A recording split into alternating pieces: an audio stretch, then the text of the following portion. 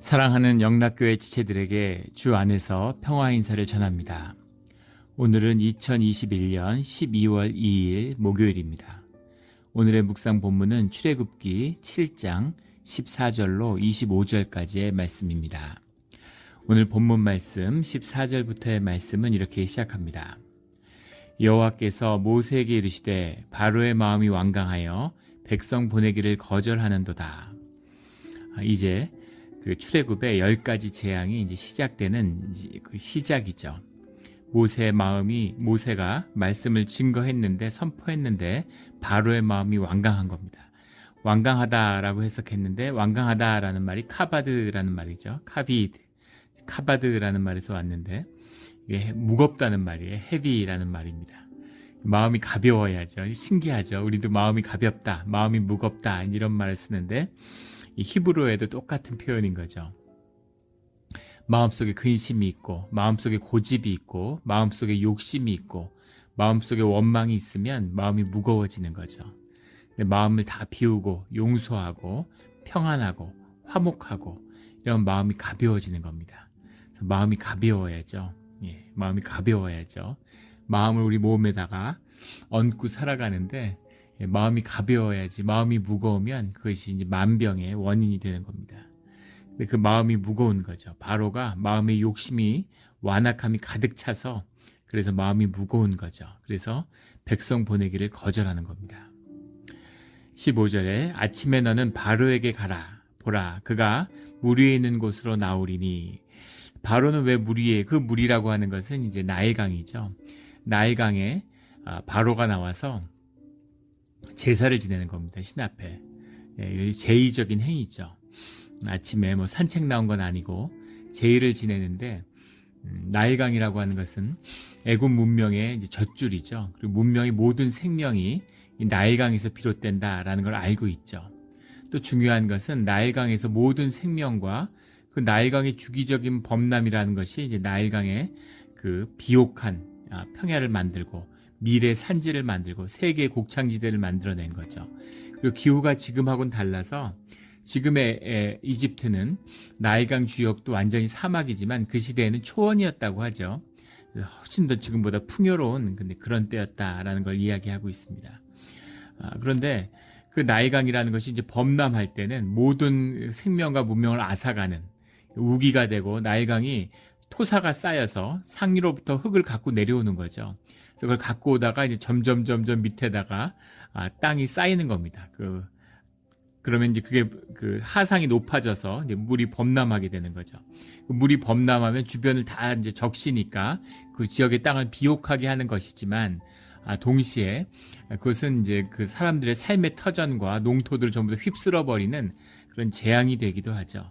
그래서 생명의 근원이지만 재앙의 근원도 되는 그 나일강에 나가서 제사를 지내는 거죠. 그렇게 제사를 지내고 나오고 있는데 나일강을 섬기는 거예요. 나일강이 이제 신의 현현으로 이제 바라보는 거죠.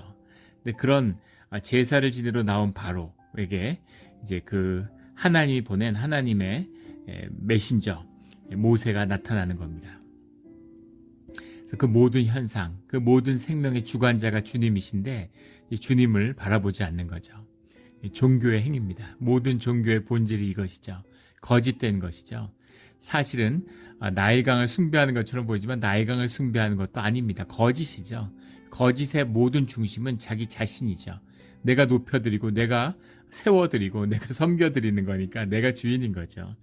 이것이 이제 종교의 본질이고 거짓인 것처럼 주님의 임재와 주님의 말씀이 임하고 있는데 그것은 거절하면서 그런데 자기가 원하는 자기 방식대로의 믿음, 종교 행위를 하러 나의 강가에 나온 것이죠.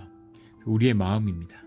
우리 마음이 무겁고 걱정, 근심과 거짓이 가득하면 그러면 이런 거짓 행위에 종교의 투사를 하게 돼 있는 거죠. 종교의 신이라는 건 인간이 만든 것이죠.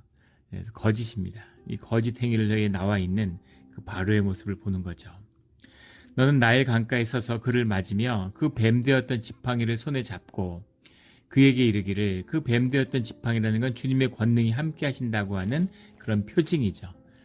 그 지팡이 자체가 무슨 권능의 지팡이가 아니라 주님이 함께 하신다는 증거로서 그 지팡이의 의미를 되새겨 주셨죠. 그래서 지팡이를 던져서 뱀으로 만들고 꼬리를 잡으면 다시 지팡이가 되는 이 주님의 임재가 떠나지 않고 모세와 함께하고 있다는 그 사인이죠.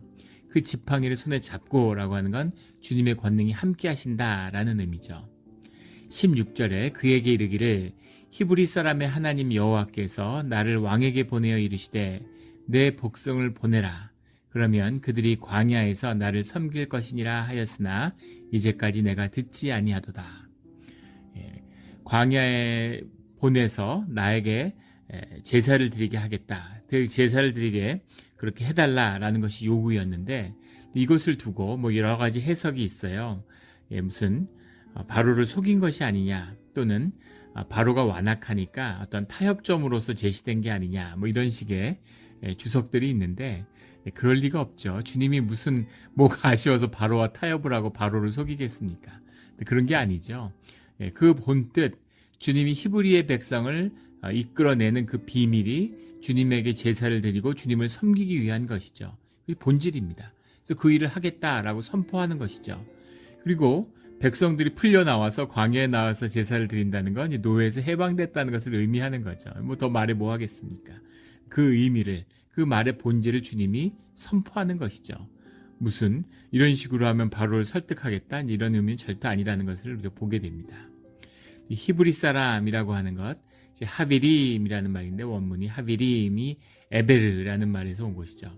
에베르가 건너다는 말이에요. 강을 건넜다. 강을 건넜다라는 의미는 이제 그 나일강을, 홍해를 건너는 것이죠. 홍해를 건너는 의미고 유프라테스 강을 건너는 의미고, 늘 강을 건너는, 바벨론의 유수로 갈 때는 유프라테스 강을 건너는 것이죠. 광야로 나갈 때는 홍해를 건너는 것입니다. 그 강이라고 하는 것이 우리 신약에서 나누었던 것처럼 세례의 의미로 새로운 삶의 의미, 주님 안에서 구별돼서 주님께 헌신된 주님의 사람이 되는 그 징표죠. 우리가 받는 세례입니다. 그것을 건널 때 그 강을 건너는 사람이 히브리 사람이죠. 주님이 강을 건너게 하고 강을 건너게 하는 겁니다. 강을 건널 때마다 건너지 못하고 강을 두려워하고 삶의 자리에 안주해서 강을 건너지 못하는 사람들과 구별되어지는 히브리 사람의 비밀이죠. 주님이 강을 건너라고 하면 건너야죠. 강을 어떻게 건너? 주님이 건너게 하시는 거죠. 우리는 믿음으로 주님의 뜻에 순종하면 그 강을 건널 수 있게 되는 것입니다.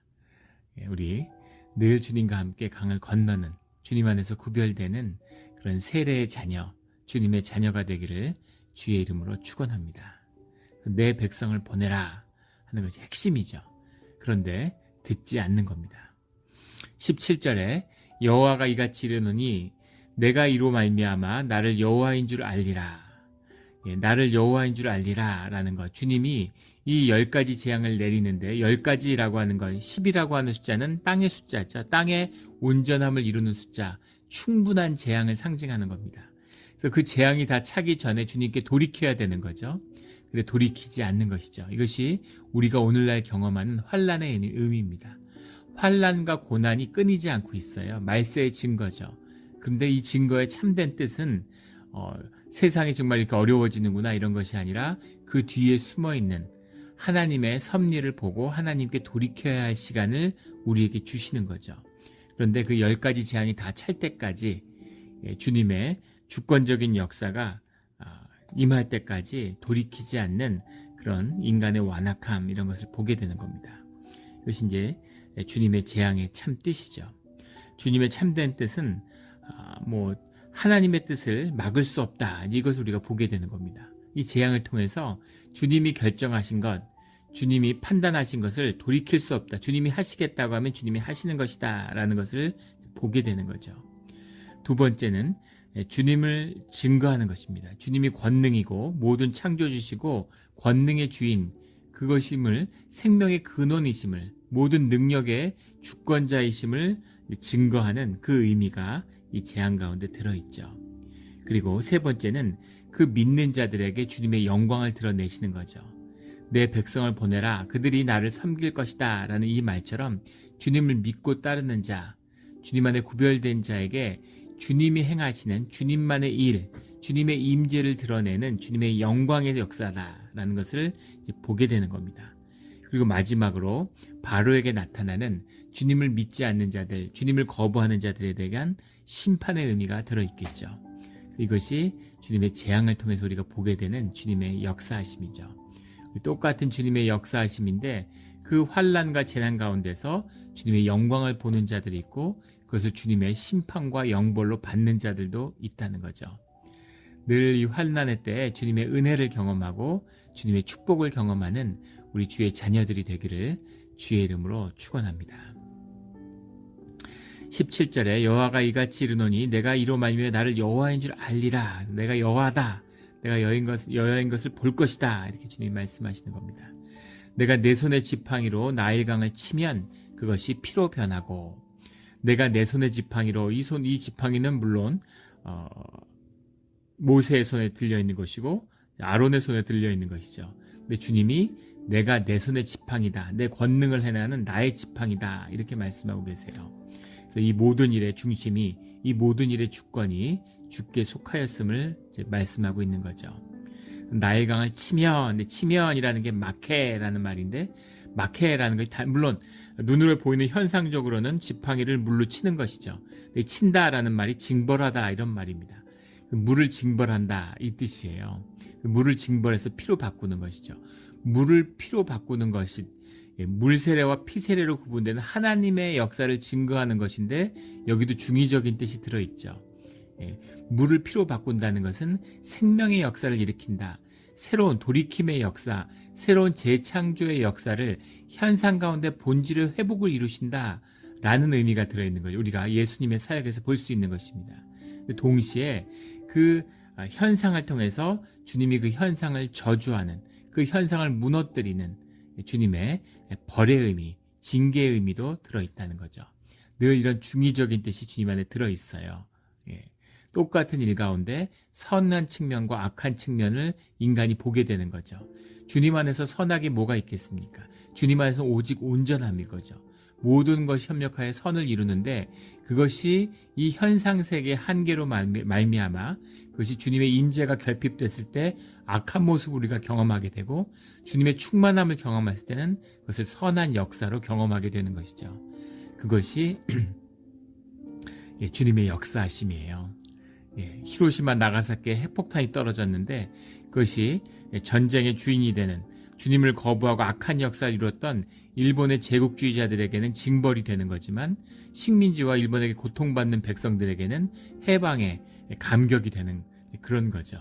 그런 것처럼 똑같은 환란이지만 그것의 의미는 완전히 다른 것이다 라는 것을 이 나일강이 피로 변하는 역사 가운데서 볼 수 있습니다.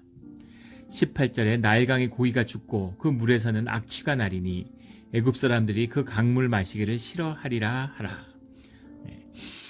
이 강물이 피로 변하는 상상할 수 있는 역사입니다. 어떻게 이 나일강 거대한 강이 이 4대 문명을 피워냈던 이런 거대한 강이 피로 변할 수 있겠어요.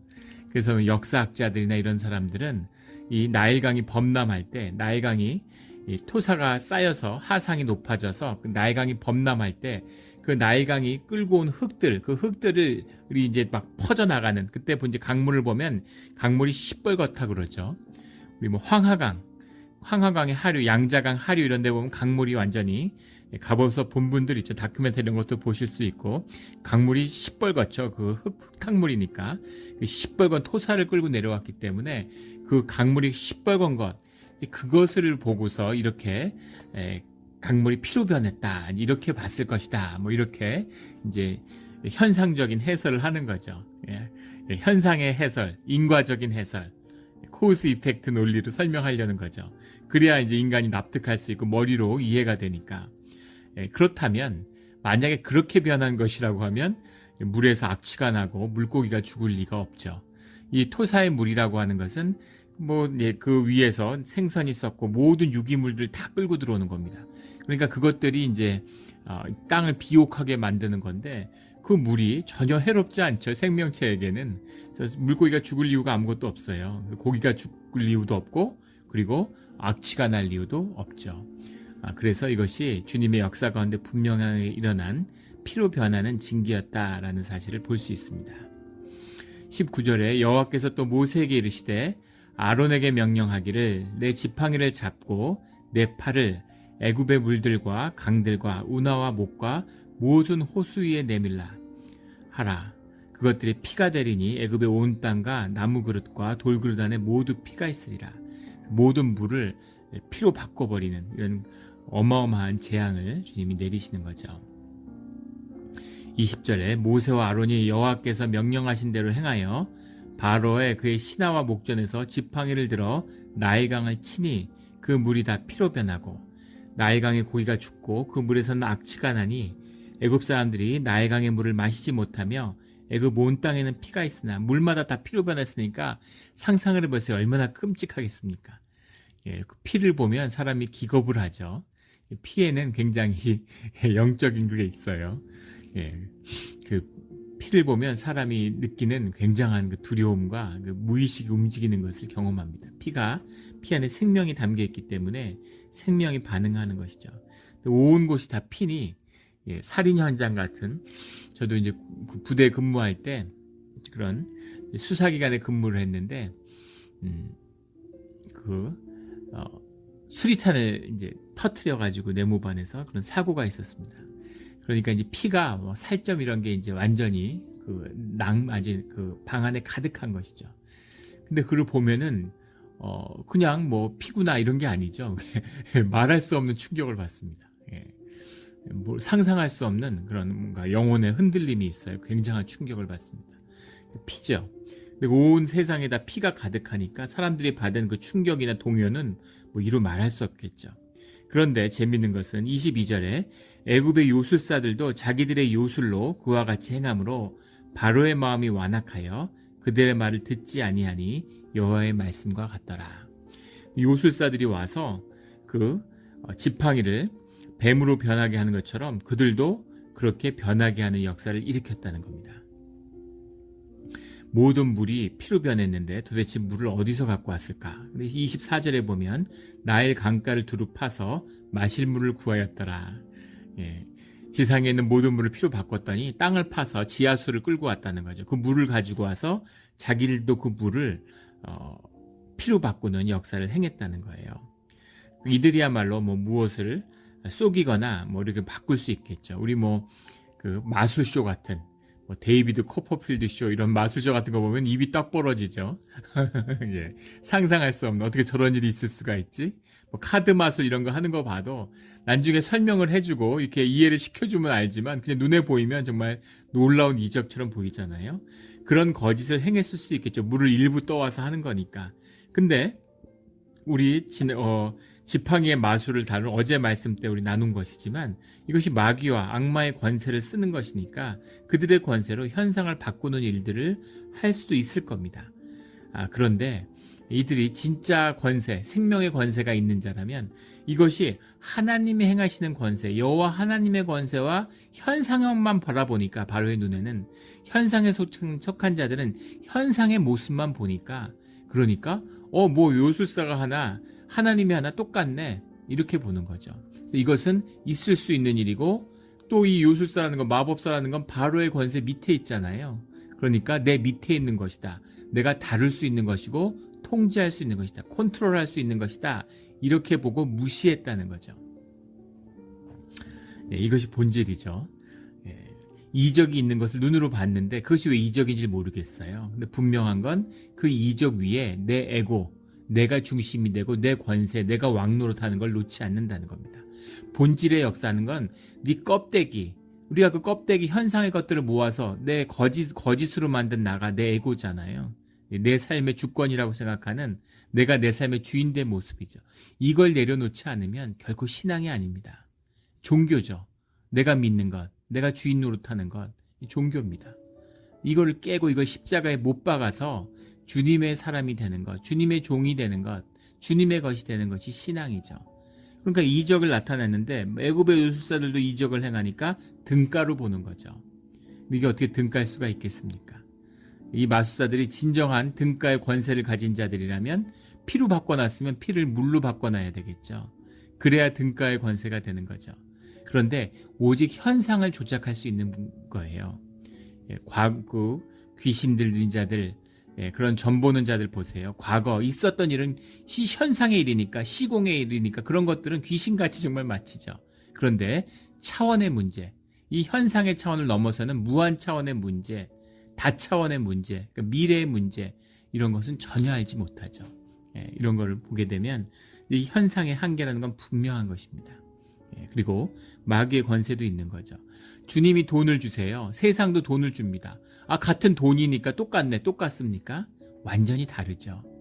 세상이 주는 걸 먹고 사는 것과 마귀가 주는 걸 먹고 사는 것과 주님이 주시는 걸 먹고 사는 건 본질적으로 완전히 다른 것이에요. 현상으로 보면 똑같이 보이죠. 밥 먹고 국 마시고 음료수 마시고 햄버거 먹고, 주님이 주시는 것과 세상이 주는 것은 다릅니다. 이것이 우리가 봐야 할 오늘 말씀의 중심이죠. 늘 주님이 주시는 것을 먹고 살아가는, 주님으로 살아가는 우리 모두가 되기를 주의 이름으로 축원합니다. 23절에 바로가 돌이켜 궁으로 돌아가고 그 일에 관심을 가지지도 아니하였고, 24절에 신기하죠. 궁으로 들어가서 지금 세상이 대재앙에 퍼졌는데 관심을 가지지도 않았다. 아예 외면해 버리는, 이럴 수 있을까요? 물을 마실 수가 없고 마실 물이 없는데 대재앙이 번졌는데 관심을 갖지도 않았다. 이거는 의도적으로 거부하는 거죠. 내가 받아들일 수 없는 현상이니까, 인간의 비밀이, 인간의 영이 있기 때문에 인간은 항상 내적 세계를 살죠. 두 개의 세계를 살고 있어요. 우리가 우리의 뇌 구조도 그렇죠. 우리 어떤 뇌도 밖에 외부적인 것을 직접적으로 지각하지 않습니다. 이걸 이 두개골 안에 딱 넣어놔서 완벽하게 고립돼 있어요.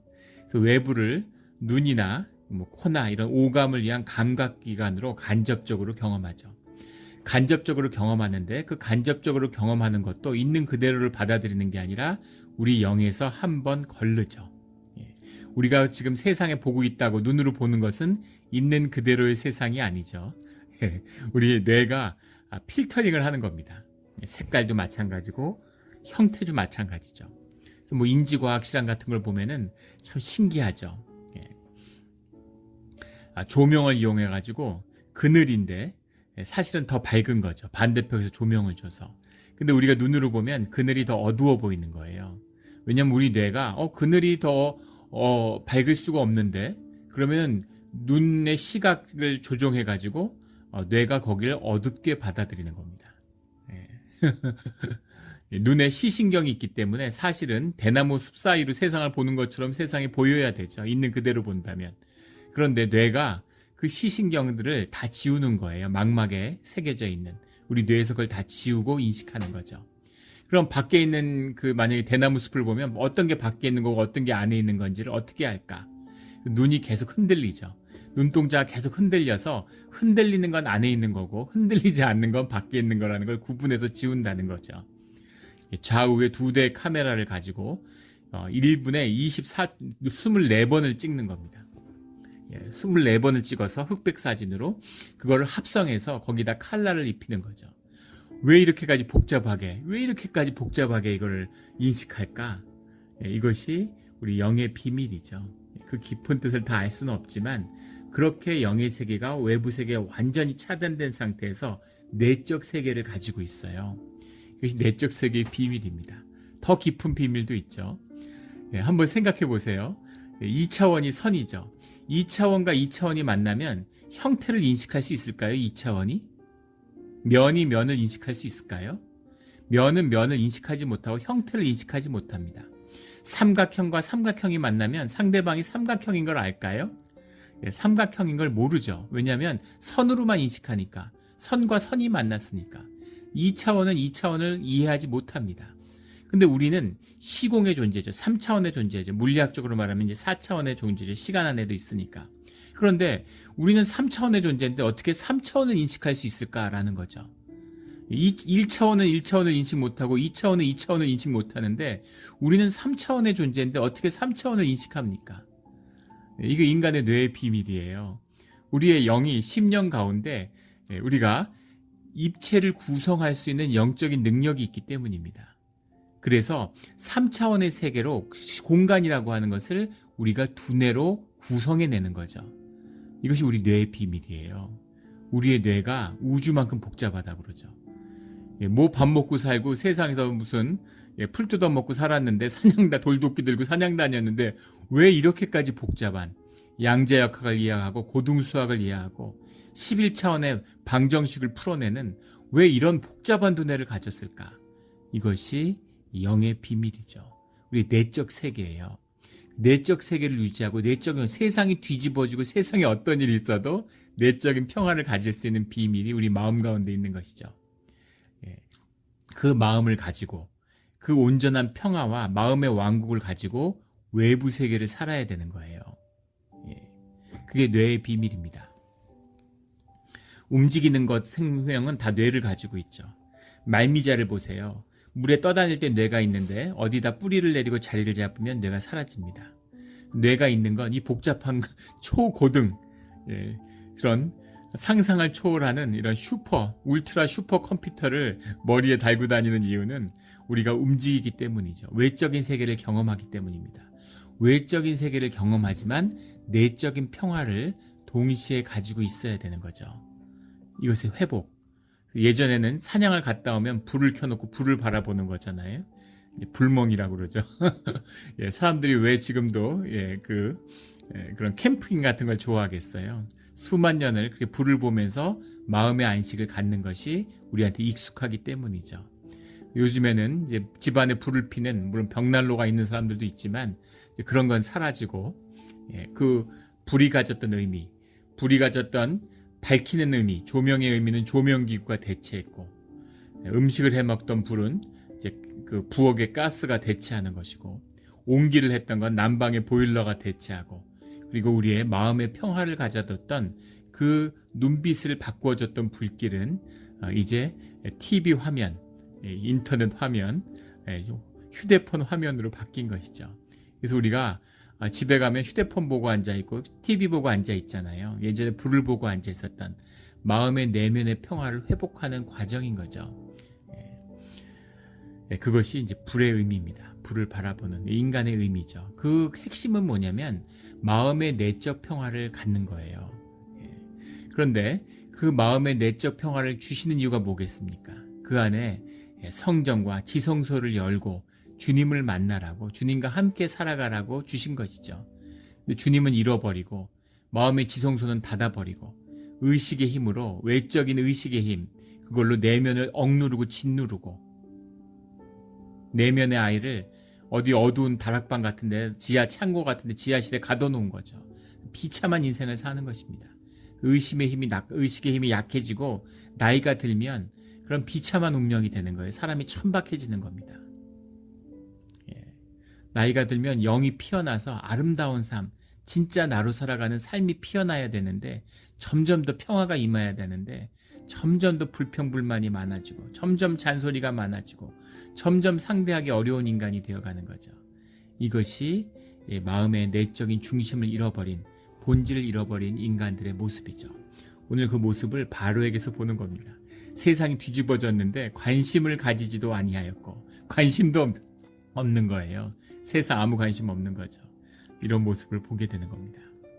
이러라고 준 것이 아니죠. 환난과 어려움 가운데서도 주님을 만나고 주님을 향한 예배와 그 마음속에 주님을 경배하는 그 찬양을 놓치지 말라고 주신 마음의 내적 세계죠. 그 세계를 놓치지 않는 우리 모두가 되기를 주의 이름으로 축원합니다. 24절에 애굽 사람들은 나일 강물을 마실 수 없으므로 나일 강가를 두루 파서 마실 물을 구하였더라.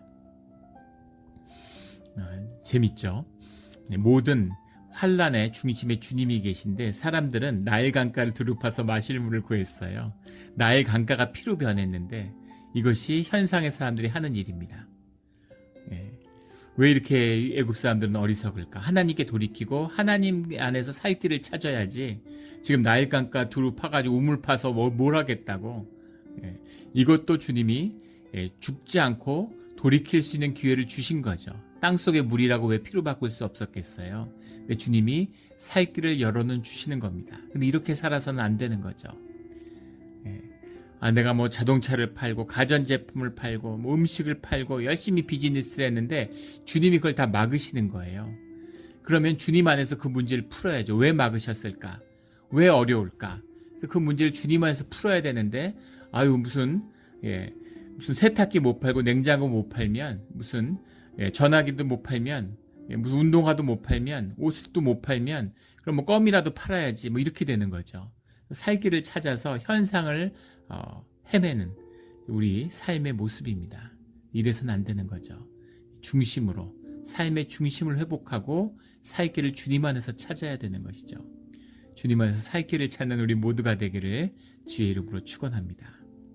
25절에 여호와께서 나일강을 치신 후 이레가 지나니라. 이레라고 하는 건 쉬바트라는 말인데 7이죠. 영어로 하면 7입니다.